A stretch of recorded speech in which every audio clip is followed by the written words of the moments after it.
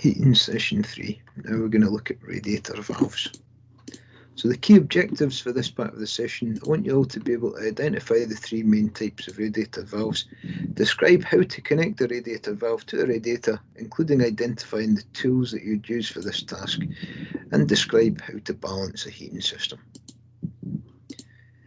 So there's three different types of radiator valve we need to be aware of. Lock shield valves like this one on the left, thermostatic valves like this one on the right, thermostatic radiator valves, TRVs are described as often, and wheel-headed valves like this one in the middle. And there's not a significant amount of difference between a wheel-headed and a lock shield valve in terms of the way they actually work inside, but we're going to look at that a wee bit later on as we go through. So firstly, connecting radiator valves, it doesn't matter which type of radiator valve is going to be installed, they would all require PTFE, polytetrafluoroethylene tape, to be added before onto the tails before they're inserted into the radiator, and that helps keep it watertight. Some connections require the use of a radiator key, sometimes people call it a radiator spanner, and that would sort of be like this connection here. You can see that there. So basically like a big giant Allen key. And some connections would require the use of a regular spanner, or some people call a wrench. Okay. So there's different types of radiator key. As I said, sometimes people call them radiator spanners. The traditional one, like this one here, is just a hexagonal key. It fit most standard lock shield valves. Or this more modern example here, still a radiator key or radiator spanner, just with a ratchet mechanism, and quite often the head on this might have a few different sort of hexagonal kind of keys built in, so it could fit various sized valves. So connecting radiator valves, radiators can be described as having their valves connected as BOE, which stands for bottom opposite end. You can see most radiators would be connected this way, with the radiator valves on the left side and the right side, both at the bottom. TBOE, I mean, this could be useful for potentially elderly people's homes, because you could have the flow potentially up high with the TRV, or potentially even, I suppose, you could put the TRV on the return. It would just make it easier for that elderly person to adjust the temperature of the room without having to stoop down. So TBOE potentially could be useful for that. You might also find it potentially on maybe a system which is transferring the heat by convection.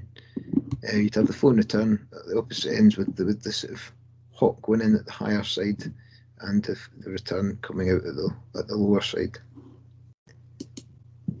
In the bottom same end, this is quite an interesting concept. Essentially, you'd have the flow and return both going into one side of the radiator. You need a specialised valve for that, with a sort of big sort of injector. Essentially, this pipe that you can see in the picture here would extend quite far into the radiator, basically so you don't just have your flow going in and then getting the hot water getting sucked straight back in through the return.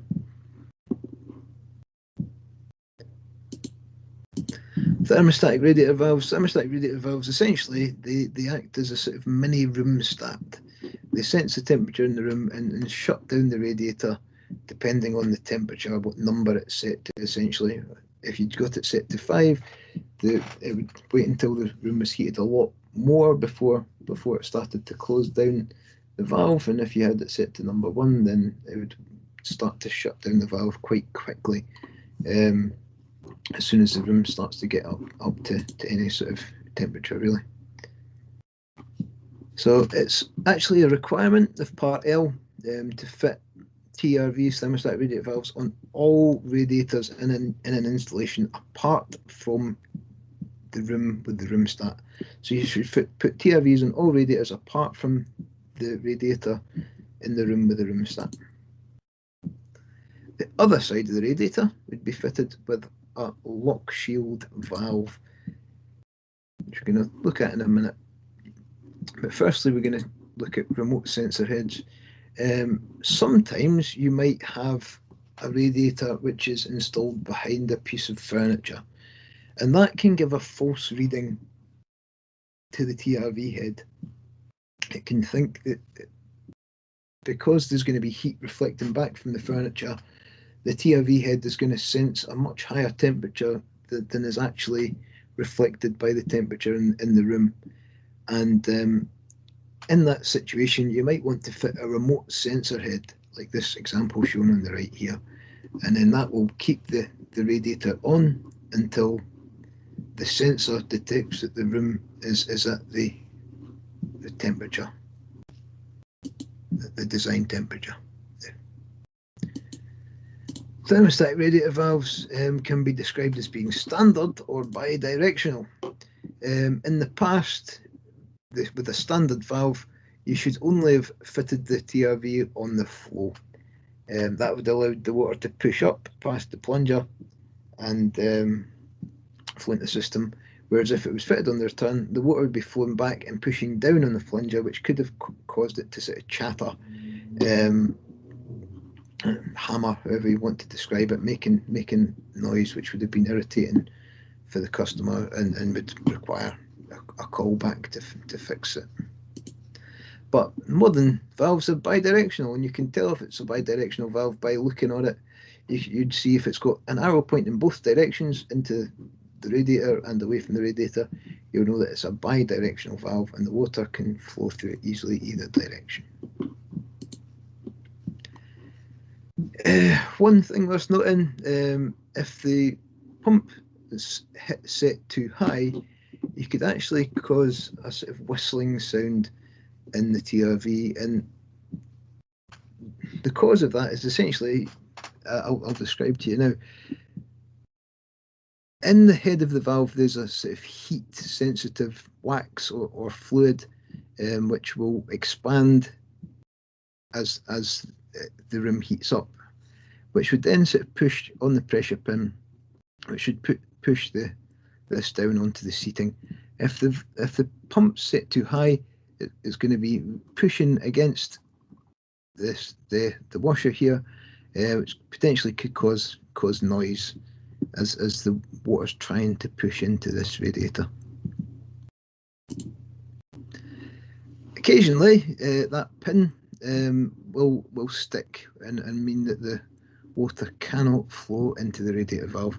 The best thing to do for that, just give it a gentle tap or a wee poke with a screwdriver, and that should bring that head back up. As I mentioned previously, if you need to remove a radiator for an extended period, for example for decorating, it's recommended to fit a retaining cap, and that should prevent the valve from leaking water. So now we're going to look at wheel heads and lock shield valves. Before the invention of our TRVs, thermostatic radiator valves, we would have had a lock shield on one side and a wheel-headed valve on the other. And the wheel-headed valve was there to sort of manually control the temperature of the radiator. You could sort of go and turn it up or turn it down if the room felt too hot or too cold. And essentially, they both work the same way inside. The wheel-headed valve and the lock shield valve would both have a sort of a spindle which would be going up through a packing gland, and they'd both have a sort of seating with a washer on there, which could sort of rise and fall onto the seating to control the flow.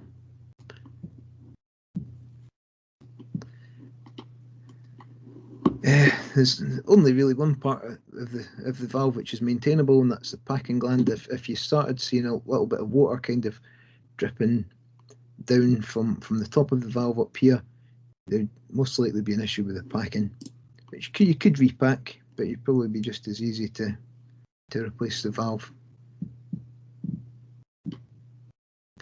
Sometimes you can get lock shields and wheel-headed valves with built-in drain valves, and sometimes we might fit the drain valves separately.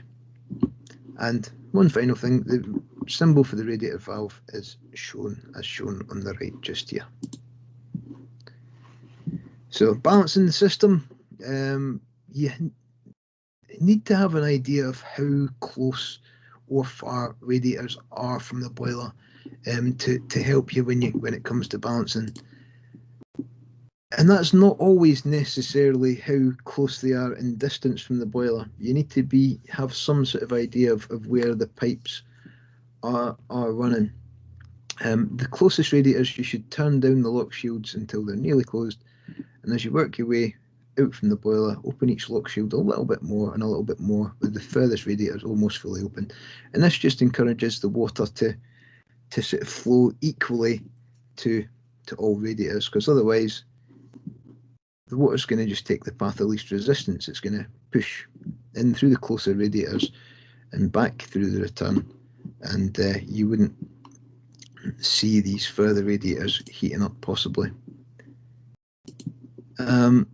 Like I say, it's worth being aware that of where the heating pipes are running, because even if the boiler is fitted down the stairs, you sometimes might actually see, or quite often might see, the flow and return running up the stairs, and then they potentially then drop back down to radiators down the stairs. There's a nice video here of a fella describing how to balance the system, which you guys can watch in your own time. Okay, but now it is time for your task.